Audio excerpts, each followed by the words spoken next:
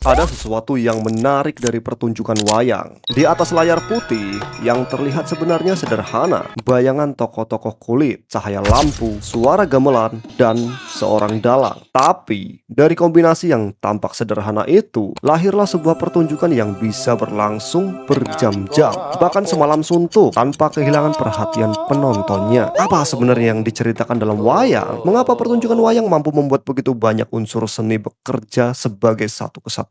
Ya, di Wow. video ini kita akan membahas 5 unsur penting dalam pentas wayang.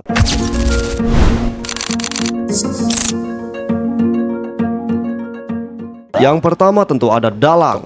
Dia bukanlah sekedar pemain wayang. Kalau melihat tokoh dalang dari luar, pekerjaannya tampak seperti memainkan tokoh-tokoh kulit di balik layar. Padahal, perannya jauh lebih kompleks. Dalam satu pertunjukan, dalang sekaligus menjadi pengarah adegan, narator, pemeran sebagai karakter, pengatur ritme cerita, dan pengendali hubungan antara pertunjukan dengan musik. Satu tokoh berbicara dengan suara berat, tokoh lain memiliki karakter suara yang berbeda. Ketika suasana berubah menjadi tegang, intonasinya ikut berubah. Ketika adegan menjadi lucu, ritme bisa berubah total. Dan semua itu harus dilakukan secara langsung. Tidak ada proses editing, tidak ada kesempatan untuk mengulang adegan seperti dalam produksi film. Kesalahan suara, kesalahan tempo, atau kesalahan gerakan bisa langsung dirasakan oleh penonton, guys. Karena itulah Bapak Ibu sekalian, kemampuan seorang dalang bukanlah hanya soal hafal cerita saja. Dalang harus memahami karakter, suasana, musik, bahasa, humor, bahkan reaksi penonton. Tapi menariknya adalah dalam tradisi pewayangan, penonton bukan sekedar penerima cerita nih. Penonton juga menjadi bagian dari dinamika pertunjukan loh. Jika suasana terlalu serius, humor bisa muncul. Jika adegan mulai kehilangan tensi, ritme bisa dinaikkan. Dan ketika penonton sudah terbawa suasana, dalang dapat membawa mereka kembali ke inti cerita. Disinilah salah satu kekuatan wayang terlihat. Satu orang dapat mengendalikan dunia pertunjukan yang sangat besar. Kemudian yang kedua, yang kita tonton sebenarnya adalah kolaborasi banyak cabang seni. Bapak, Ibu, adik-adik, Kang Mas, Mbak-mbak Yu sekalian, wayang juga menarik karena sebenarnya kita tidak sedang menyaksikan satu jenis kesenian saja loh. Kita itu sedang menyaksikan banyak sekali kesenian yang sedang bekerja bersamaan. Ada seni pahat tentunya, dan tata rupa dalam pembuatan tokoh wayang. Ada sastra dalam cerita dan dialog. Ada seni peran melalui karakter dan suara. Ada musik melalui gamelan. Ada vokal melalui sinden. Dan semuanya harus bertemu pada satu momen yang sama. Coba bayangkan, sebuah adegan peperangan yang membuat adegan itu terasa besar bukan hanya gerakan tokoh wayang saja. Tabuhan gamelan membangun ketegangan. Suara dalang menentukan siapa yang sebenarnya sedang bicara. Kemudian gerakan wayang memberikan bentuk visual. Sementara perubahan tempo membuat penonton merasakan bahwa sesuatu sedang terjadi. Begitu juga ketika suasana berubah menjadi tenang, musik dapat melambat, suasana menjadi lebih lembut, gerakan wayang tidak lagi agresif. Sebuah adegan secara visual sangat sederhana akhirnya memiliki atmosfer yang kuat. Inilah yang membuat wayang berbeda dari sekedar pertunjukan boneka ya. Di sini kita tahu bahwa kekuatan wayang bukan hanya dalam satu elemen saja, tetapi pada hubungan antar elemen tersebut. Fakta ketiga, tokoh wayang tidak hanya menggambarkan seseorang. Ya, di sini ada lapisan lain yang membuat wayang bertahan begitu lama. Tokoh-tokohnya tidak hanya berfungsi sebagai karakter dalam cerita loh. Mereka juga dapat dibaca sebagai representasi sifat dan persoalan manusia, seperti kebaikan dan keburukan, kesetiaan dan pengkhianatan, kekuasaan dan tanggung jawab, keserakahan dan pengendalian diri. Karena itu, konflik dalam pewayangan sebenarnya sering terasa dekat dengan kehidupan kita semua. Yang berubah hanyalah bentuk. Di dalam cerita mungkin muncul perang besar antar dua kelompok. Tetapi di balik konflik tersebut terdapat persoalan yang jauh lebih sederhana. Bagaimana seorang menggunakan kekuasaannya? Apakah yang terjadi ketika ambisi tidak lagi terkendali? Mengapa seseorang memilih kesetiaan daripada keuntungan? Dan apakah kemenangan selalu berarti seorang itu benar? Simbol-simbol dalam pertunjukan juga memperkuat lapisan tersebut. Salah satu yang paling dikenal adalah gunungan. kehadirannya bukan sekedar dekorasi guys.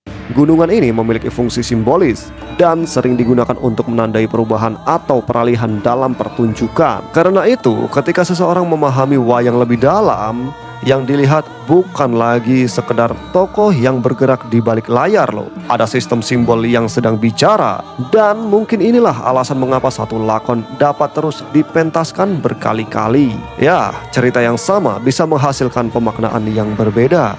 Tergantung siapa yang melihat dan pada zaman apa cerita itu dipentaskan. Kita lanjut fakta keempat. Wayang tidak selalu serius. Dan justru disinilah kekuatannya guys. Ada anggapan bahwa kesenian tradisional identik dengan sesuatu yang sakral, serius, dan penuh aturan. Tapi tidak dengan wayang, justru memiliki mekanisme untuk keluar dari keseriusan itu. Salah satunya melalui Punokawan adalah Semar, Gareng, Petruk, dan Bagong. Bukan hanya hadir untuk membuat penonton tertawa loh. Tahu nggak? Mereka juga memiliki fungsi penting dalam pertunjukan. Melalui Punokawan, dalang memiliki ruang untuk menyampaikan komentar mengenai kehidupan masyarakat, persoalan sehari-hari, perilaku manusia, kekuasaan, dan kebiasaan masyarakat. Bahkan sampai ke persoalan yang sedang ramai dibicarakan pada zamannya. Inilah salah satu hal yang membuat wayang memiliki kemampuan beradaptasi. Cerita dasarnya boleh berasal dari masa yang sangat jauh, tetapi cara dalang membicarakan kehidupan manusia dapat mengikuti zaman. Ya, hari ini masyarakat memiliki persoalan yang berbeda dengan masyarakat ratusan tahun lalu. Tapi nih, manusia hidup tetaplah memiliki kesombongan, memiliki ambisi, bisa tertawa, tetap bisa kecewa, dan melakukan kesalahan yang sama dalam bentuk yang berbeda. Karena itulah, humor dalam wayang bukan sekedar jeda dari cerita utama. Humor dalam wayang ini justru menjadi salah satu cara wayang berbicara langsung dengan penontonnya. Fakta terakhir, pada akhirnya dunia mengakui bahwa wayang bukan sekedar hiburan. Pada tahun 2003, UNESCO mengakui wayang sebagai masterpiece of the oral and intangible heritage of humanity. Pengakuan tersebut sangatlah penting bagi kita semua guys, masyarakat Indonesia. Bukan hanya karena wayang berasal dari Indonesia, tapi karena di dalamnya terdapat pengetahuan, keterampilan, seni pertunjukan, nilai budaya, dan tradisi yang diwariskan lintas generasi. Akan tetapi nih, ada sesuatu yang lebih menarik daripada sekedar status warisan dunia loh. Wayang berhasil bertahan bukan karena ia tidak berubah, justru karena ia mampu berubah tanpa kehilangan identitas dasarnya, ya kan? Teknologinya memang berubah, tempat pertunjukannya bisa jadi berubah, tapi cara masyarakat menikmati hiburan juga bisa berubah. Tapi hubungan antara dalang, cerita, musik, simbol, humor, dan penonton tetap dapat dipertahankan. Ya, mungkin disitulah alasan terbesar mengapa wayang begitu memikat. Oke, Bapak Ibu sekalian, adik-adik, kakak-kakak, mbak-mbak, mas-mas, om-om, tante-tante. Sebagai penutup, wayang pada akhirnya bukan hanya tentang siapa yang menang